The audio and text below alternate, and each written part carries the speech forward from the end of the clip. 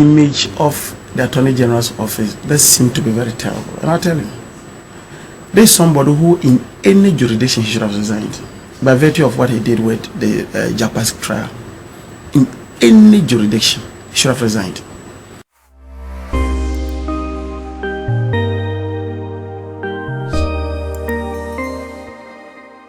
So I want to thank you for that.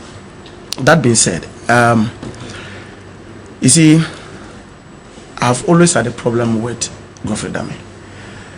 And I say that not because of anything. Even if I'm not a member of the bar, I expect that, for example, if I were to go to the hospital, you should conduct yourself as a medical doctor in a very professional manner. You should uphold the ethics of your profession.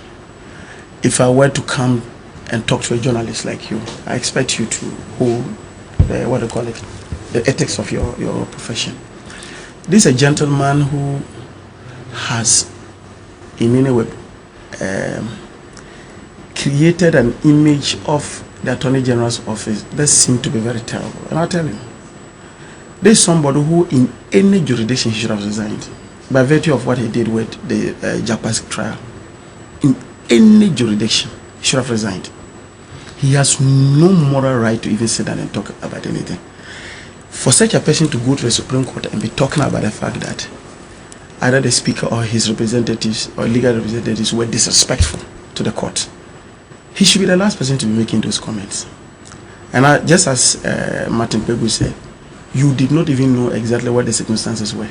Besides that, usually the right to defend yourself or the right to defend your actions before any law court, it's a right that you can decide to excuse yourself of it. And so it does not necessarily suggest, if I decide, and that's why the courts will normally, you go, they serve you if you refuse to appear.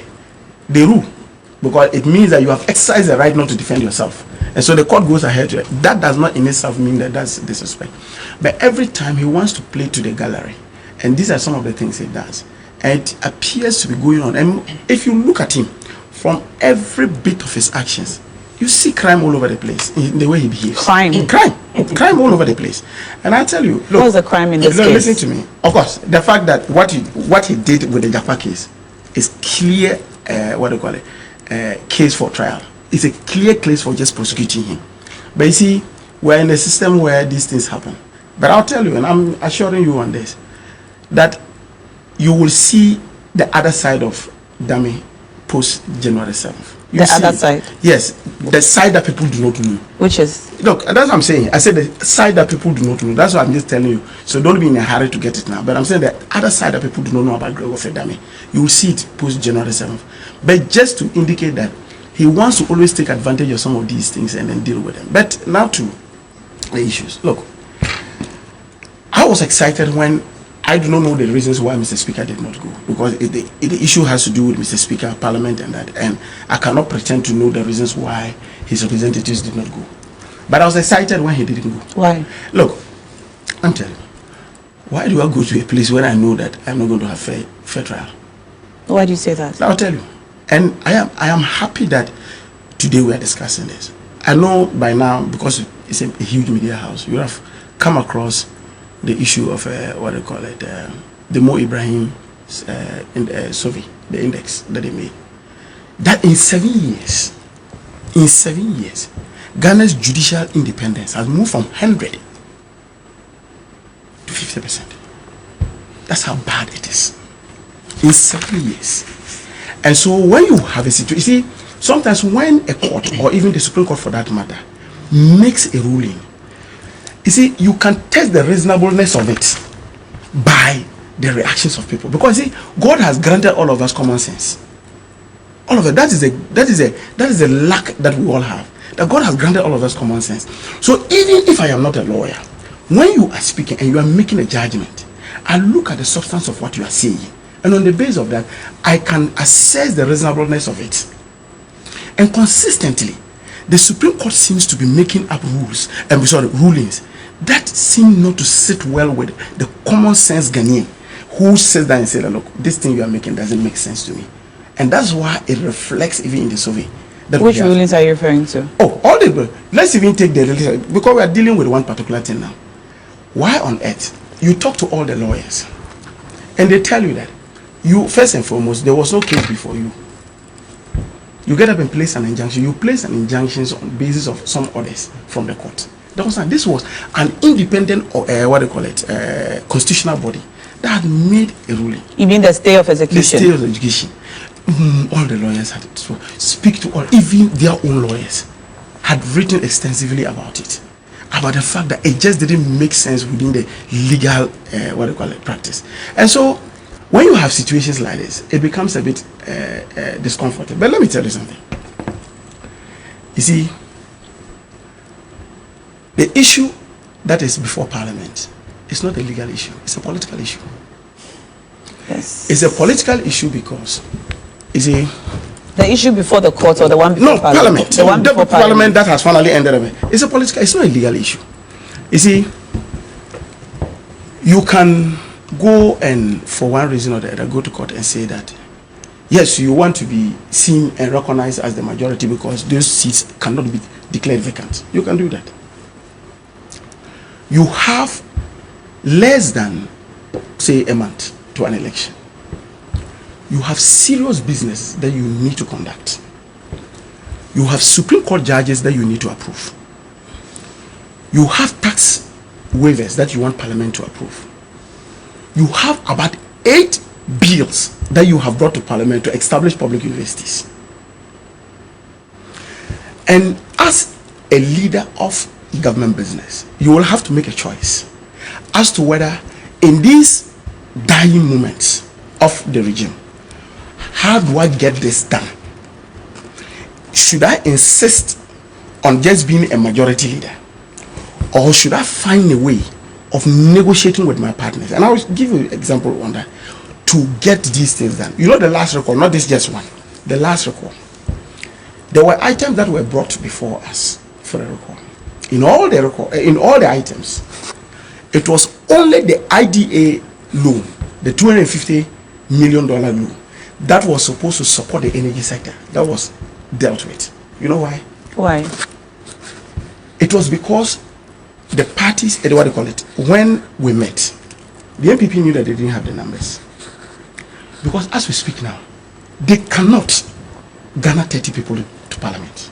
Why? In fact, they don't come.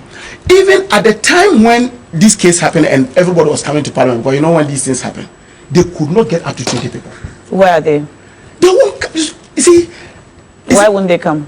You need to ask them. You see, and that's because you're saying it's very emphatically that they won't come. That was the basis for which one of the days Mr. Speaker told the Afenyomakin that when you are making comments, look at your back. The reason why he said that was because they don't have the numbers. They simply wouldn't come. There's disunity. There's disunity among themselves. So you, as a leader, so when they came, they realized that they could not garner the numbers. So we negotiated. We said, fine. On the energy sector, because part of it was supposed to go and deal with the IPPs. And if they don't do that, we are going to have lights off and there. We'll deal with that. And that was the only item that was dealt with. Okay. So I expect, so I'm coming. Let me just conclude. Learn for me. So I expect that in situations like this, you find a way of dealing with it. And luckily enough, in all this, the 2 adjournments that Mr. Speaker has done, he's never made reference to the Supreme Court. It has all got to do with the processes of what they call Parliament. So you don't think that it's something that requires legal conversations? It should be solved. It's a political issue. All right. I think His Excellency John Dramani Mahama made a similar statement that it's not a legal issue but a political one. Let me come to you, Nanaya. What's your reaction to all of this? Good morning to you and your cherished viewers, and then good morning to the Afra Franco family. You know, Alan Chomantin is in the Ahafo region doing some few rounds, and so at least the NPP will know that we have moved from the Ashanti region. We are now in Ahafo region. So just they know. Why do they have to know that? Because they've become so jittery and so tense. They've with become jittery? Alan's presence in the Ashanti region. Well, the vice president was in the Ashanti region over the weekend. He's still there. That is his. I think the office of the vice president in the Ashanti region. I don't know. I think so. I don't know. I just know that he was they've there. Moved from the Jubilee House to the Ashanti region now. You're talking of Bahumia? Yes. Yeah. It's moved to Ashanti region. I think the office has been moved to the Ashanti region. Are you making a mischievous statement? Or I don't know, because he's always there now. So, and we know he's supposed to be in Jubilee House working. All right. So yes, but to the issue of the Supreme Court and Parliament. I have been wondering what actually the case is and why for some weeks now, instead of discussing the issues about bread and butter, instead of discussing the issues on how we would be able to deal with the fast running dollar, we're spending so much time discussing an unexistent matter. Which is?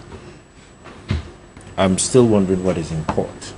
The vacant seat saga.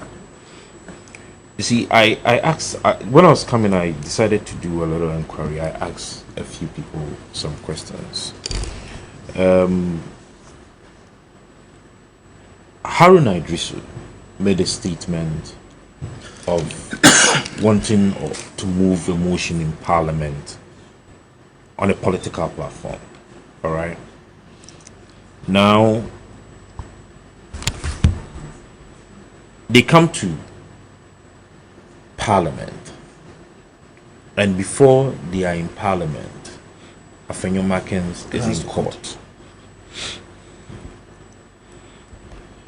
I would want us to do ourselves a favor, and so we will just read what was taken to court. Now, as part of the claims he was seeking in court, he said that the B said an order restraining the Speaker of Parliament from pronouncing on any motion in Parliament directed at Honorable Andrea Siama Amoakon and the current MP of Parliament for Fomina in the Ashanti region, and the second Deputy Speaker of Parliament, Honorable Cynthia Morrison. Then it goes on and on. In the Eastern region, blah blah blah, 8th Parliament of the Republic of Ghana, from vacating their seats on the grounds of leaving his status. And at that time, the Speaker, the motion had not even been moved in Parliament. Now, Afenyo runs to court, another arm of government, to place a restraining order on the Speaker. A restraining order? Yes, for making any pronouncement. An injunction? Yes. So the Speaker has made a pronouncement through a parliamentary process. The Supreme Court or the court is supposed to be a fair playing ground for everybody. Yes. Now, this is a very sensitive political issue. We have two sides. We have one side running to the court and on an ex-party motion without hearing the other side of the story. The Supreme Court indeed gives a ruling. The lawyers have what they call the Odi something pattern rule, which talks about the fact that there is the need for us to hear the two sides. Now, it is possible for an ex-party motion to be moved, but in the wisdom of the court, looking at how sensitive and how political this issue was, in my view, shouldn't have even given that ex-party ruling. If indeed the court had that posture of wanting to indeed deal with the matter. If you look at what is happening in the current discourse, there is a school of thought that says that we are in a constitutional crisis. Crisis? Yes. Because of this matter? That is what they are saying. But if you look at it properly, that is not the case. This matter is more parliamentary.